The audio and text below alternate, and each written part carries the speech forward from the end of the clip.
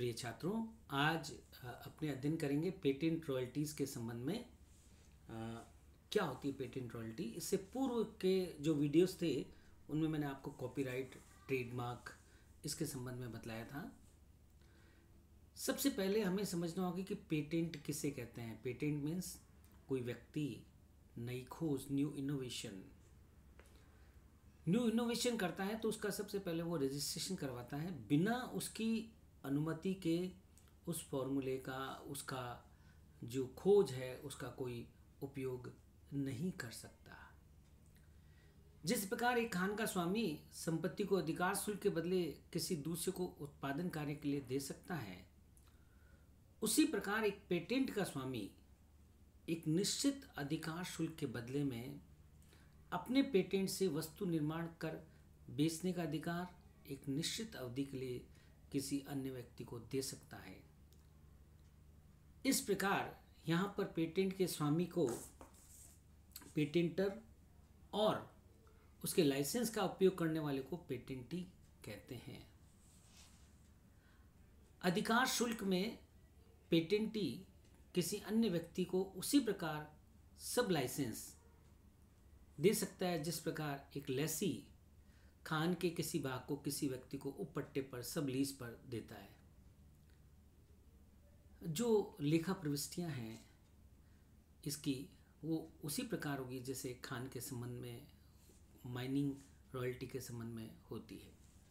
तो मुख्य बात जो है कि पेटेंट के बारे में न्यू इनोवेशन, नई खोज, जो मुख्य खोज करने वाला है वो पेटेंट का जो स्वामी है वो कुछ हिस्सा दे सकता है, कुछ समय के लिए दे सकता है। ये परिस्थितियां जो हैं अपने अलग अलग प्रश्नों के अंतर्गत देखेंगे।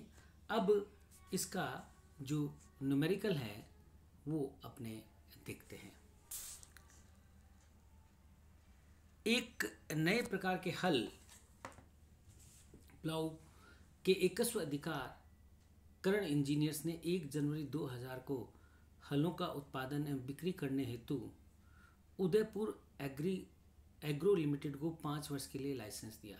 अब बात समझिए, जो पेटेंटर है, जो मालिक है, वो कौन है? करण इंजीनियर्स। उन्होंने अपना अधिकार किसको दिया? उदयपुर एग्रो लिमिटेड को 5 वर्ष के लिए लाइसेंस दे दिया कि आप बनाइए और बेचिए। उसी दिन उदयपुर एग्रो लिमिटेड ने उसी कार्य हेतु उतनी ही अवधि का एक उप लाइसेंस मेवाड़ इंजीनियर्स लिमिटेड को दिया। अब उन्होंने सब लाइसेंस दे दिया मेवाड़ इंजीनियर्स को। यहाँ पे जो बात समझनी है कि दोनों के पास लाइसेंस हो गया। किस किस के पास हो गया? उदयपुर एग्रो के पास हो गया और इसके साथ साथ मेवाड़ एग्रो सब लेसी हो गया। करण इंजीनियर्स द्वारा दिए गए लाइसेंस में यह व्यवस्था थी कि अधिकार शुल्क की दर उत्पादित हलों पर 50 रुपये प्रति हल के हिसाब से होगी। देखिए, मैन्युफैक्चर्ड जो है प्लाउज यानी कि हल, उसकी कितने की 50 रुपये प्रति हल के हिसाब से रॉयल्टी, और न्यूनतम राशि 10,000। मिनिमम रेंट कितना होगा? 10,000 रुपये पर एनम। इसके बाद उदयपुर एग्रो लिमिटेड द्वारा दिए गए उप लाइसेंस में यह व्यवस्था थी कि उत्पादित हलों पर 70 रुपये पर। उदयपुर ने क्या किया? जो उप लाइसेंस दिया किसको दिया? मेवाड़ को। उससे चार्ज कितना किया? 70 रुपये प्रति हल के हिसाब से एक्चुअल रॉयल्टी, और मिनिमम रेंट कितना है? 3,500। करण इंजीनियर्स द्वारा दिए गए लाइसेंस में व्यवस्था थी कि वास्तविक अधिकार शुल्क पर न्यूनतम राशि के आधिक्य को केवल प्रथम 3 वर्षों में वसूल किया जाए। यानी कि फर्स्ट 3 इयर्स में आपको शॉर्ट वर्किंग रिक्यूब करने का राइट है, जबकि जो सब लाइसेंस है यानी कि सब लेसी है मेवाड़ इंजीनियर्स, उसके लिए अधिकार शुल्क पर न्यूनतम किराए के आधिक्य को केवल अगले वर्ष में, ओनली नेक्स्ट ईयर्स। तो इसमें 2 एनालिटिकल टेबल बनेगी। एक बनेगी मेन जो लेसर देन फिर लेसी, लेसी के यहाँ सब लेसी, ये हम इस प्रकार टेबल को बनाएंगे। सबसे पहले देखिए आपको जो इन्फॉर्मेशन दे रखी है, manufactured by Udaipur agro limited, इन्होंने कितने प्लाउज यानी कि हल बनाए। Sales by Mewar engineering limited, stock with Mewar engineering. तो मेवाड़ इंजीनियरिंग जो है वो सब लेसी है, उनकी भी हिसाब है, लेकिन जो एक्चुअल रॉयल्टी का पेमेंट होगा कर्ण इंजीनियर्स को, वो कितना होगा, वो उत्पादित किए गए हल किसके द्वारा, उदयपुर एग्रो और जो है मेवाड़ इंजीनियर्स लिमिटेड, इन दोनों का जो उत्पादन है उसके हिसाब से। तो सबसे पहले लाइसेंस ये 31 दिसंबर को बंद किया जाए। अब इसमें सबसे पहले हमें फाइंड आउट करना होगा कितने कितने उत्पादन हुए। तो ये टेबल दे रखी है, इस टेबल में देखिए उदयपुर एग्रो लिमिटेड द्वारा उत्पादित हलों की संख्या किस प्रकार ज्ञात करेंगे। 2002, 2003 एंड 2004 उदयपुर एग्रो लिमिटेड द्वारा उत्पादन किया गया 100, 325 और 120 हलों का। मेवाड़ इंजीनियर्स द्वारा बिक्री की गई, ठीक है, सेल्स लिखा है यहाँ 20, 45 और 50 हल। और मेवाड़ इंजीनियरिंग लिमिटेड का स्टॉक 31 दिसंबर को 20, 25 और 10, इन सब का टोटल किया 140, 395, 180। जो मेवाड़ इंजीनियर्स का ओपनिंग स्टॉक है वो हमें लेस करना होगा। तो 2002 में कोई ओपनिंग स्टॉक नहीं, तो उत्पादित हल जो कितने हुए, 140। 2003 में जो मेवाड़ इंजीनियर्स का प्रीवियस ईयर का 2002 का क्लोजिंग स्टॉक था, वो 2003 में ओपनिंग स्टॉक हो गया, इसलिए 395 में से 20 लेस कर देंगे, 375 आउटपुट। और इसी प्रकार 2004 में 180 में से जो 2003 का क्लोजिंग स्टॉक था वो ओपनिंग स्टॉक हो जाएगा, 25 वो लेस किया तो ये 155। यानी कि उदयपुर एग्रो लिमिटेड द्वारा उत्पादित हल यानी कि कितने हुए, 140, 375, 155। तो इसके हिसाब से एक तो टेबल तैयार होगी। दूसरा जो सब लाइसेंस दिया वो मेवाड़ इंजीनियर्स लिमिटेड द्वारा किया गया उत्पादन, वो निकालेंगे। वो भी इसी तरह आपको बिक्री दे रखी है मेवाड़ की 2002, 2003, 2004 में 20, 45 और 50। क्लोजिंग स्टॉक है 20, 25, 10, इन दोनों का टोटल किया।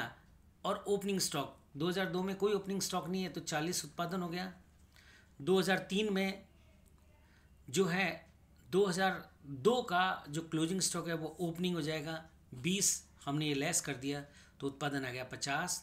और 2004 में जो है ओपनिंग स्टॉक होगा 2003 का जो क्लोजिंग स्टॉक है 25। इस प्रकार 40, 50 और 35 इनका उत्पादित हलों की संख्या। अब एनालिटिकल टेबल जो बनेगी वो किस प्रकार बनेगी वो देखिए। सबसे पहले तो हम देखेंगे कि कितने आउटपुट हुए। आउटपुट हमने कैलकुलेट किया, actual output number of plough यानी कि हल वो कितने 2002 में 140। ये सबसे पहले हमने टेबल जो बनाई उसमें देखिए उदयपुर एग्रो लिमिटेड, इसमें 140 में कौन कौन सा है, उदयपुर एग्रो एवं मेवाड़ एग्रो लिमिटेड, दोनों ने जो मिल के उत्पादन किया 140, 375, 155।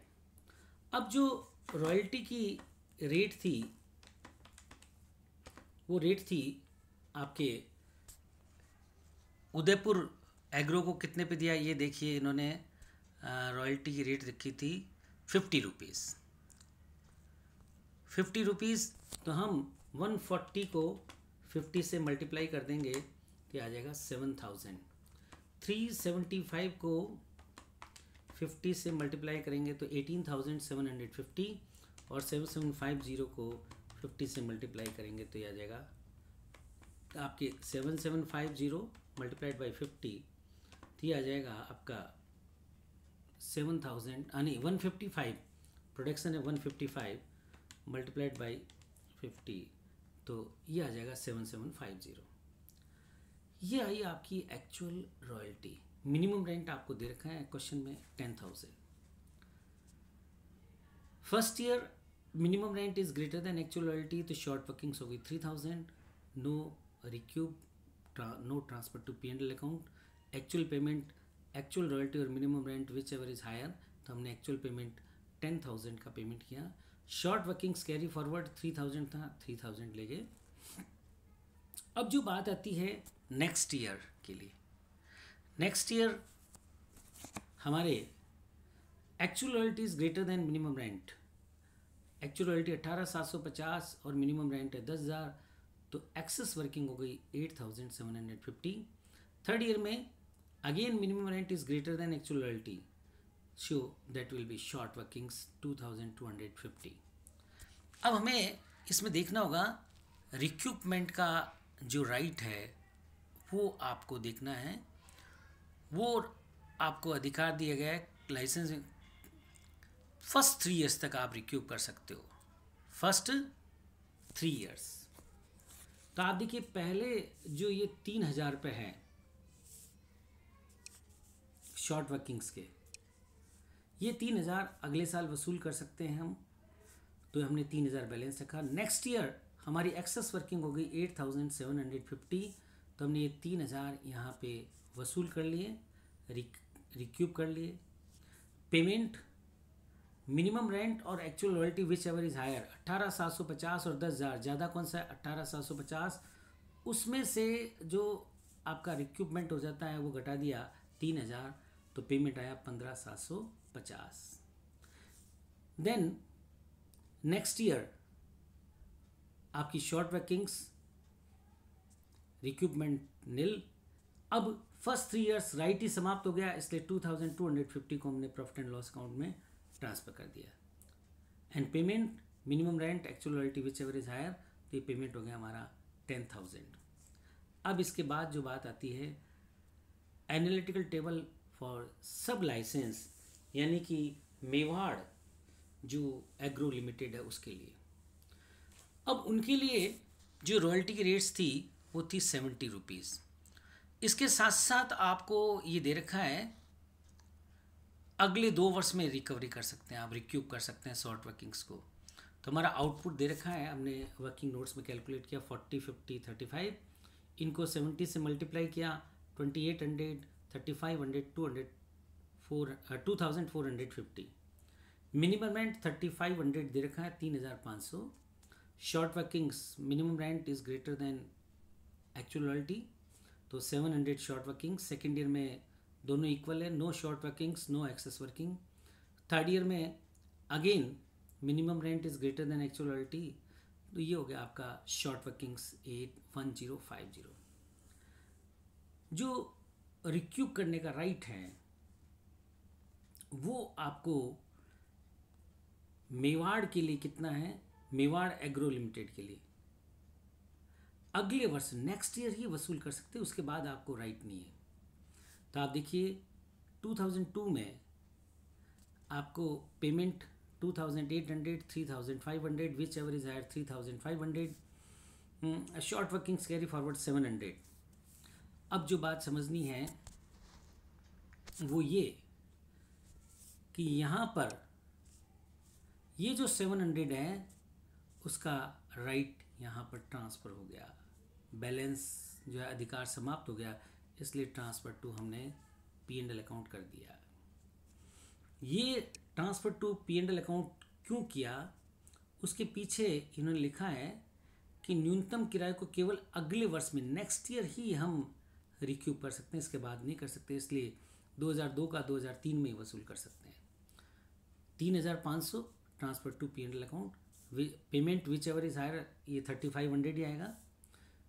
फिर थर्ड ईयर में 2004 में हमारी जो है शॉर्ट वर्किंग्स, इसको रिक्यूब करने का भी राइट है, इसलिए हमने इसको बैलेंस में रखा और पेमेंट 3,500 और 2,400 विच एवर इज हायर, तो 3,500 इज ग्रेटर देन 2,450, इसलिए हमने 3,500 ली।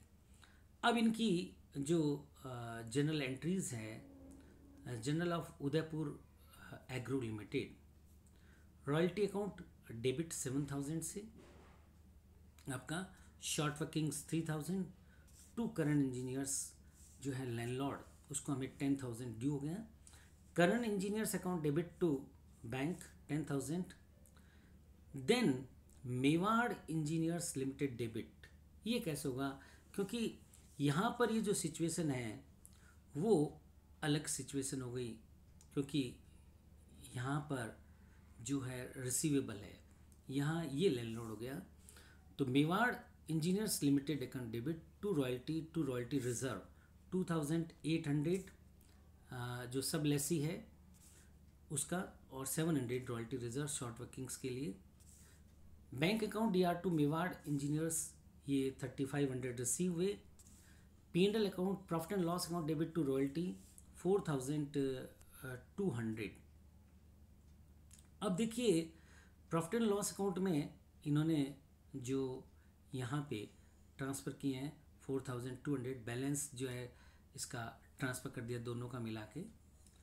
Royalty account year to Karan engineers, इसी तरह second year and third year हम इसको जनरल एंट्रीज़ को इसमें शो करेंगे।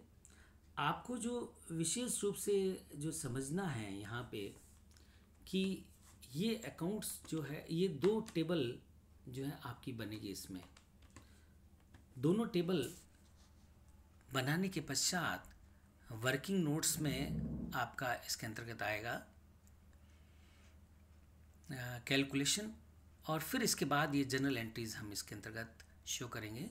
दोनों का कंबाइंड रॉयल्टी अकाउंट ये सब आप लोग इसको देख लीजिएगा। मेरे ख्याल से general laser posting in tables के हिसाब से अब आप कर लेंगे। Thank you.